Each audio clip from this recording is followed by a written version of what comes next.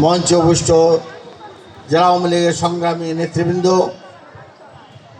উপজেলা এবং শহর আওয়ামী লীগের সংগ্রামী নেতৃবৃন্দ, সামনে আওয়ামী লীগ, যুবলীগ, ছাত্রলীগ, মহিলা লীগ, কৃষক লীগ, শ্রমিক লীগ, তাঁতি লীগ, মৎস্যজীবী লীগ, স্বেচ্ছাসেবক লীগ এবং সর্বস্তরের প্রিয় ভাই বোনেরা, আসসালামু আলাইকুম। আপনারা এই প্রচণ্ড রৌদ্রের মধ্যে আপনারা এখনও যে শান্ত পরিবেশে বসে আছেন সেটা আমরা কিন্তু আশা করি নাই। আমি আপনাদের কাছে কৃতজ্ঞ। আপনারা আজকে এই মহান নেতার এই প্রত্যাবর্তন দিবসে আপনাদের এই স্বতঃস্ফূর্ত এই অনুষ্ঠানের মধ্যে আপনার এই আগমন আমি শ্রদ্ধার সাথে স্মরণ করি আমাদের জাতির পিতা, জাতির জনক বঙ্গবন্ধু শেখ মুজিবকে, যাকে 1975 সালে রাতের অন্ধকারে নির্মমভাবে হত্যা করেছিল একদল কুখ্যাত সেনাবাহিনীর দল। আমি তার পরিবারের সকলকে সেদিন নির্মমভাবে হত্যা করেছিল।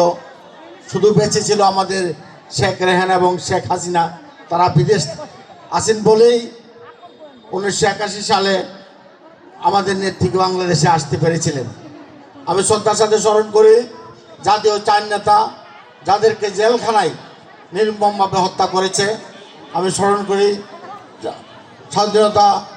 স্বাধীনতা যুদ্ধে 30 লক্ষ মা ভাই বোন যাদের বুকের রক্ত দিয়ে দেশ স্বাধীন করেছে। 2 লক্ষ মা বোনের ইজ্জত হারিয়ে আমরা এদের স্বাধীনতা পেয়েছি। আমি তাদের প্রতি শ্রদ্ধা জানাই। প্রিয় ভাই বোনেরা, বক্তব্য দিব না।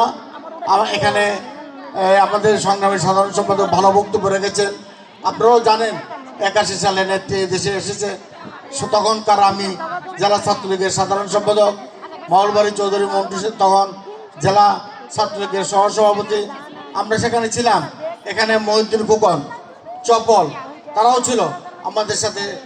এই এয়ারপোর্টে নেত্রীকে আমরা এনেছিলাম। তখন ঢাকার শহর প্রকম্পিত হয়েছিল স্লোগানে। ঝড় বৃষ্টি উপেক্ষা করে মানুষ রাস্তায় নেমেছিল।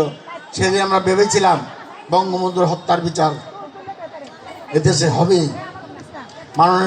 মাননীয় প্রধানমন্ত্রী জনদেশ শেখ হাসিনার এই এসেছে বলেই আজকে বাংলাদেশের এত উন্নয়ন।